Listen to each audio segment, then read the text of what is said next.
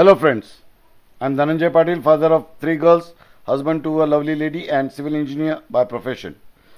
In 28 years my industrial and teaching experience, I have served MNCs and renowned institutes. Currently working as a professor in civil engineering department of RIT. I am on a mission to enhance skills of 1 million engineers. So welcome to the session 1 of module 5, wherein we will be looking into inventory management, and in session 1 we will be looking into introduction to inventory management. So let's see. In the introduction, we'll start with an water tank analogy, wherein on your screen you are looking at a water tank, a supply rate and outlet, right? So this is an inlet. That is what we call it as an supply rate. I can name it as an supply rate.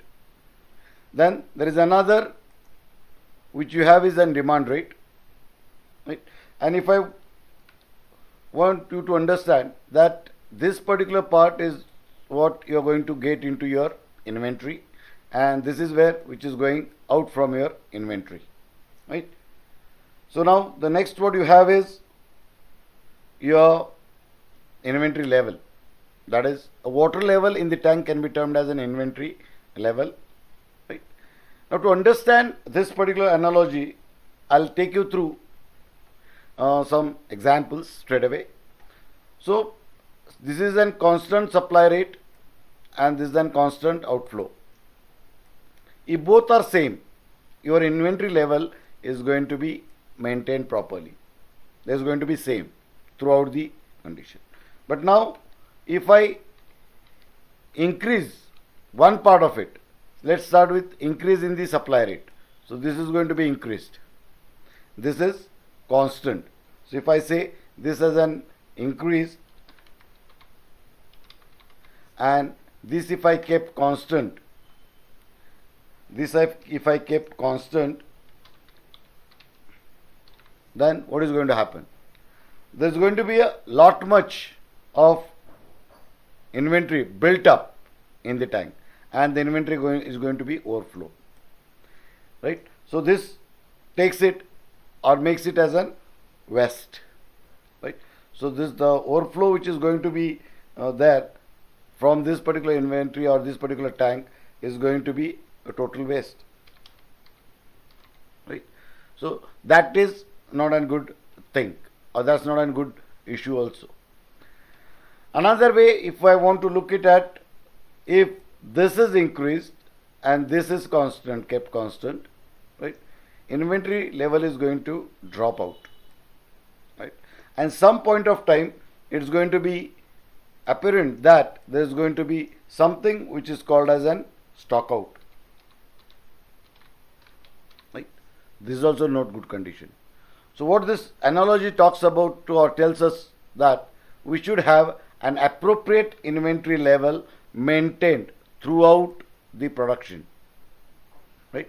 And whatever we have below the output, this particular part can be termed as an safety stock or reserve stock. Reserve stock, right? So that is an analogy. I think you understood what basically an inventory is all about. So looking at the definition of inventory, if I say stock of items kept to meet future demand can be termed as a definition. So whatever items you have in your hand, right, that is called as an inventory, and they are kept in order to meet your future demand. That can be termed as an inventory or inventory asset. So a physical resource that a firm holds in stock. Now what is the intent to hold this particular? Either for selling it or transforming it into more valuable state. That is what we call it as an inventory, right?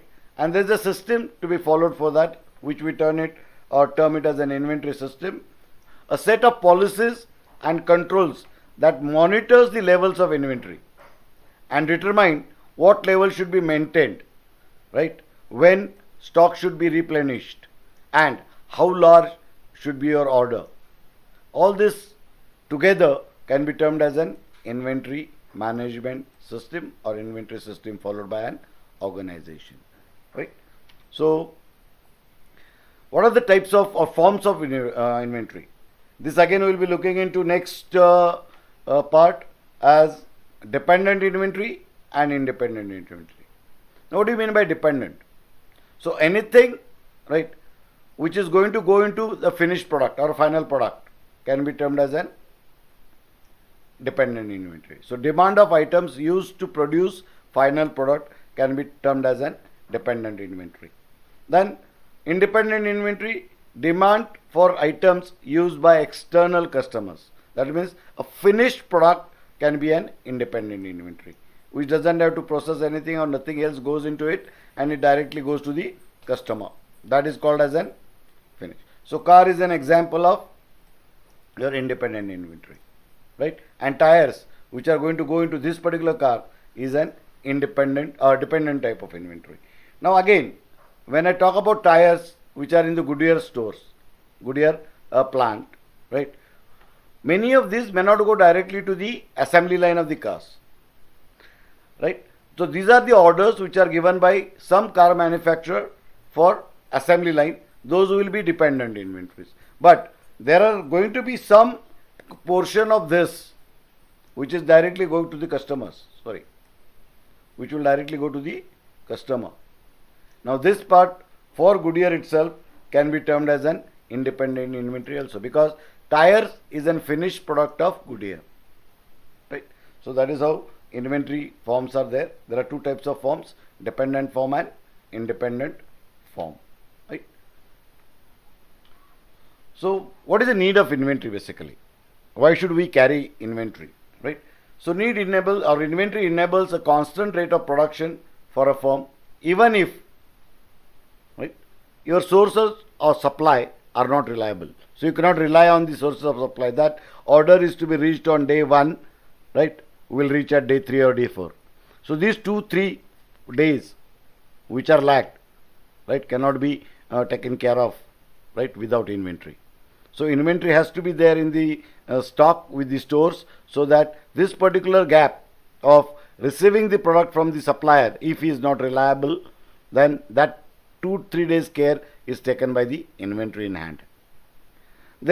Suppose there is a power shortage at an vendor's end, who is going to supply you the product, material, maybe a raw material, maybe semi-finished product, anything, right? And due to which is external environment to him also, which is not in control of his control, those particular things happen, and your supply or your shipment is delayed. So in those particular cases also, the inventory will help you to manage your production or keep your production constant.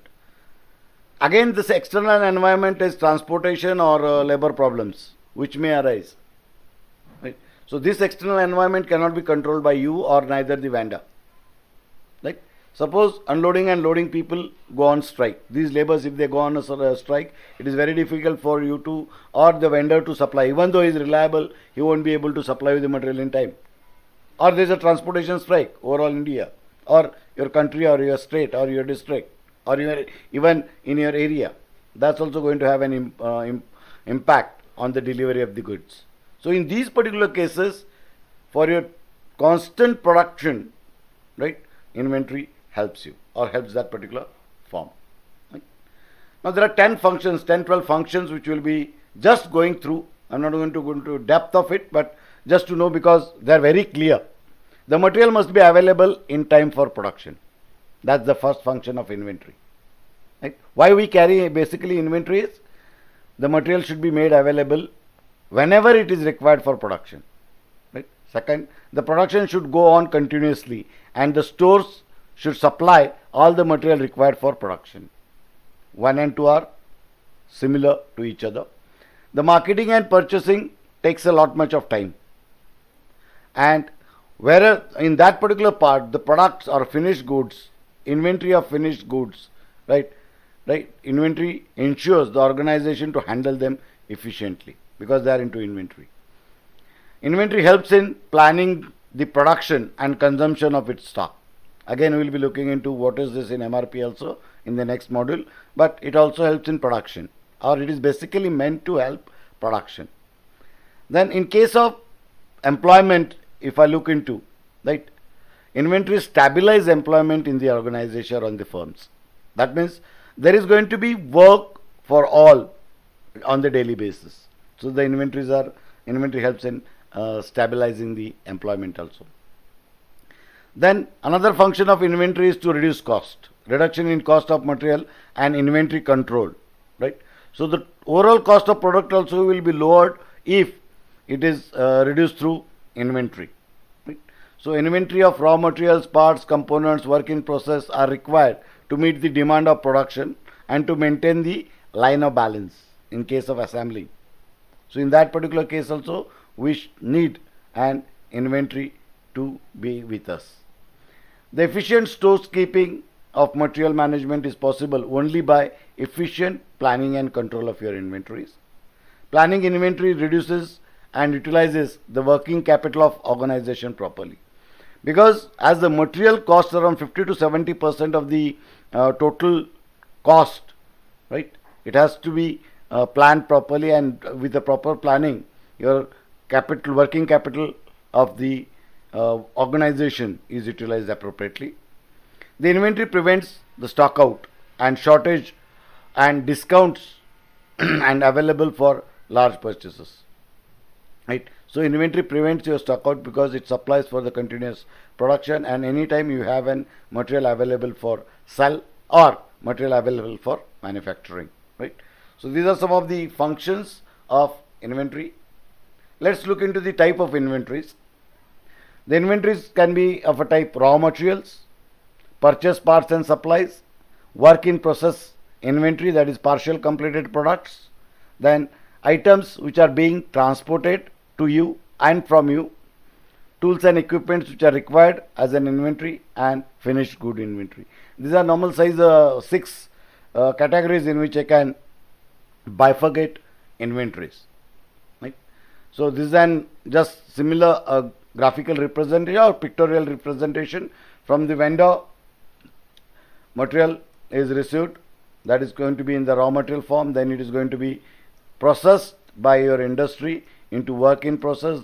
Again, a final product before the final product, this is going to be in work in process, and then your finished good which is going to go to the customer. So this also is an basic types of inventories which we have. Then there are inventories which are categorized based on need, based on the need and functions. So there is, based on the needs, economic lot inventory, fluctuating or stabilizing inventory, anticipation inventory, and transportation inventory. So what is economic lot size? Now in the case of economic lot size, if I say, there is something called as an economic order quantity, which we will be looking into this module itself. What is that? But this is an amount or quantity or lot size which is economical, as there is going to be an inventory carrying cost with it. So based on the availability or based on the calculations which you get, the economic lot size, that is going to be your economic lot inventory. Fluctuating or stabilizing inventory talks about your sales, right, maybe fluctuating, maybe in the demand of you can talk about as an promotions. I'll basically say sales and production may not match up to the date, as some stock may be accumulated and some may require immediate sales. Neither the sales are predictive. So in order to avoid sales loss or stock out, what do you call, we hold some inventories, which is also called as an reserve stock or safety stock, and that is basically termed as an fluctuating or stabilizing inventory. Then we have anticipation. In case of functions or at the time of festivals, your inventory may have some big demand, and also with the promotions you may have a requirement of a big inventory with you. So that is anticipated and it is already manufactured and kept for sales. So that is called as an anticipation inventory. And there is something called as an transportation also.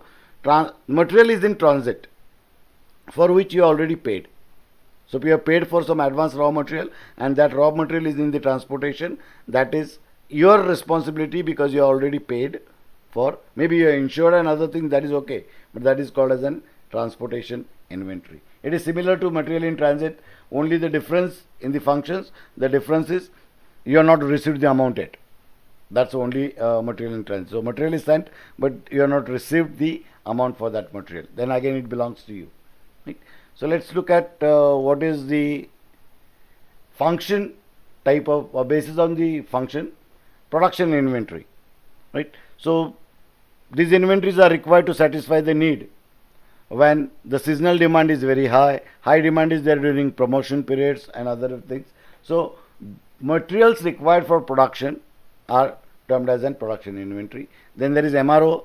MRO can be termed as maintenance, repair and operation inventory. These are the inventories wherein it is required in case of production, but that particular material doesn't go into the final product. Right? Like lubricants and other things are termed as an your MRO inventory. Then you have in process. The material which is in process, partly finished materials can be termed as an in process inventory. Finished goods, it is as per the names, it is finished. And material is transit, same as transportation inventory, but here the difference is material has been shipped to your customer, but the money has not been received from him. So that is the types of on the basis of your need and function. Inventory types on the basis of need and function. Right. So let's have an